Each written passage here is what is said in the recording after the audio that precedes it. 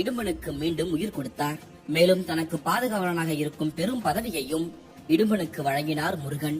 இவ்வாறு இடும்பனை போல யார் காவடி எடுத்து வருகிறார்களோ அவர்களுக்கு முருகன் வேண்டும் வரம் தருவதாக வாக்கு கொடுத்ததாக புராண கதை இருக்கிறது. பொதுவாக நாம் புராண கதைகளை நம்புவதில்லை.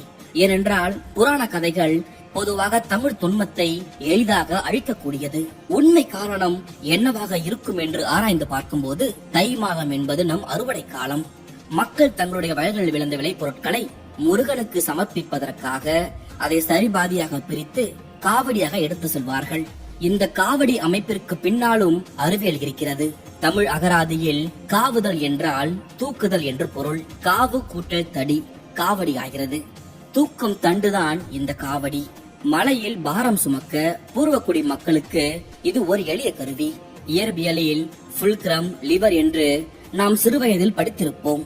ஒரு மனிதன் ஃபுல்கிரம் ஆகும்போது அதே லிவர் காவடி ஆகின்றது. பேலன்சிங் முறையில் இருபுறமும் இருந்த எடையை மனிதன் சமன் செய்கிறான். இவ்வாறு எடையை சமன் செய்யும் பூர்வக்குடிகளுடைய கருவிதான் இந்த காவடி. குறிஞ்சி நிலத்தில் வாழும் மலைவாழ் மக்கள் கையால் பொருட்களை சுமந்து செல்வது என்பது கடினமான ஒன்று. அதனால் அதன் எடையை இவ்வாறு பிரித்து பிறகு சுமந்து செல்வார்கள். மலை பிரதேசங்களில் 2 மனிதர்களை இவ்வாறு உட்கார வைத்து காவடியின் உதவியால் எளிதாக சுமந்து செல்லலாம். முருகன் குறிஞ்சி கடவுள், மலை மேல்தான் இருப்பான் என்று இருப்பது போல நேர்த்தியான பாதையெல்லாம் அந்த காலகட்டத்தில் அந்த மலை பயணத்தில் இருக்காது. காவடி மூலம் 2 புறமும் பாத்திரங்கள் கொண்ட ஒரு அமைப்பை உருவாக்கி அதில் ஒரு பாத்திரத்தில் அவர்களுக்கு தேவையானவற்றையும் மற்றொரு பாத்திரத்தில் முருகனுக்கு செலுத்த வேண்டியவற்றையும் சுமந்து செல்வார்கள். இது காலப்போக்கில் காவடி வழிபாடாக மாறி இருக்கலாம்.